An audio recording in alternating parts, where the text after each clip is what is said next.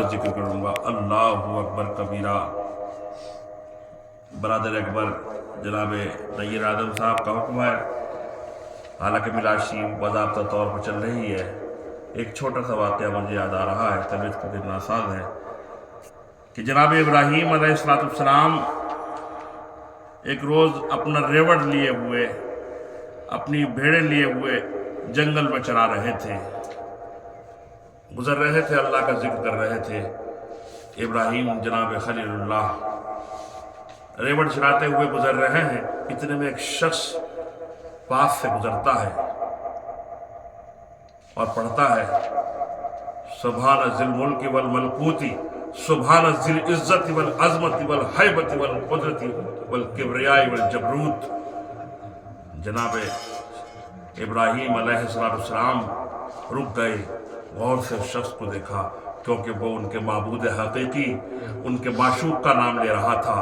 اس قدر فریختہ ہوئے اس ذکر پر، اس ثنا پر، اس حمد پر۔ کیسی ثنا کہ سبحان ذی الملک والملکوت، کہ تعریف اس کی، ثنا اس کی جو کہ زمینوں کا رب ہے، جو کہ آسمانوں کا رب ہے۔ سبحان ذی الملک والملکوت سبحان ذی العزت والعظمت، جو کہ عظمت والا رب ہے، جو کہ عزتوں والا رب ہے، ذی العزت والعظمت والہیبت، اور جس کی تمام پر ہیبت ہے، والقدرت والکبریاء والجبروت۔ جناب ابراہیم اس قدر گریا ہوئے، رونے لگے، اس قدر آکے اللہ کا نام سنا تھا، اللہ کا مقدس نام سنا تھا، اور اس ذکر کے اندر جو وہ جھومتے ہوئے اپنے ریوڑ کے ساتھ جا رہے تھے اور اضافہ ہو گیا، اور اس شخص سے التجا کی، اے اللہ کے نیک بندے، کیا تم مجھے ذکر دوبارہ سنا دو گے؟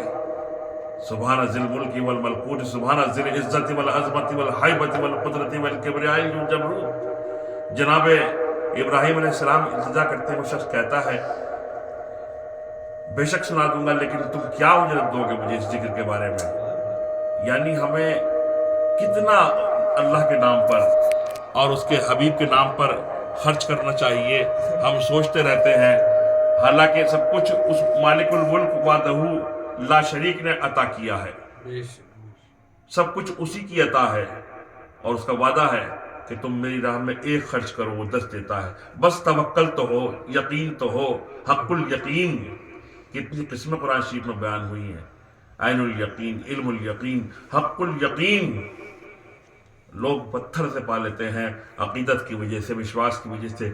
کیا ہم اس وحدہ لا شریک سے اس یقین کی بنا پر نہیں پا سکتے؟ یقیناً پا سکتے ہیں، بس وہ ایمان والا سودا ہمارے دلوں میں ہو۔ تو جناب ابراہیم التجا کرتے ہیں، وہ کہتا ہے کہ تم کیا اجرت دو گے؟ جناب ابراہیم کہتے ہیں کہ جو یہ ریوڑ ہے میرا، اس قدر بھیڑیں بکریاں ہیں، اس میں سے آدھا دے دوں گا، لیکن تم مجھے میرے معشوق حقیقی کا نام سنا دے۔ اس نے پڑھا سبحان ذی الملک والملکوت سبحان ذی العزت والعظمت والہیبت والقدرت والکبریاء والجبروت۔ جناب ابراہیم علیہ السلام نے آدھا ریوڑ دے دیا اس نام کے صدقے میں۔ اللہ اکبر کبیرہ۔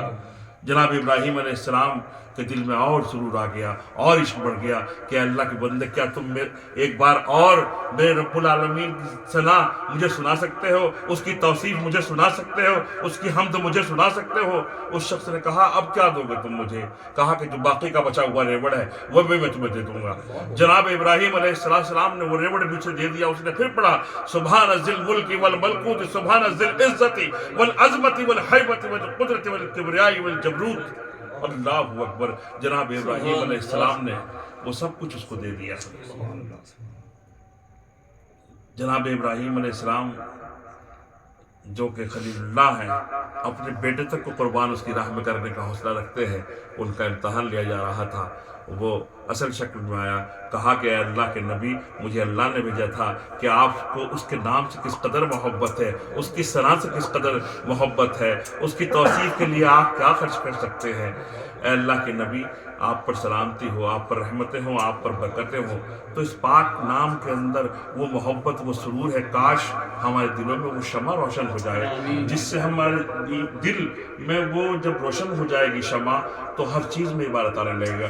درود میں بھی ہمیں ہمیں سرور آنے لگے گا، ہمیں استغفار پڑھتے ہوئے بھی مزہ آنے لگے گا، نماز پڑھتے ہوئے بھی تیرے پھر ایک ہی سجدے میں جتنی قضا ہے وہ سب ادا ہو جائیں گی، بس ہم اس سے محبت کر لیں، اس سے عشق کر لیں۔ ایک بار درود پاک پڑھ لیجیے گا۔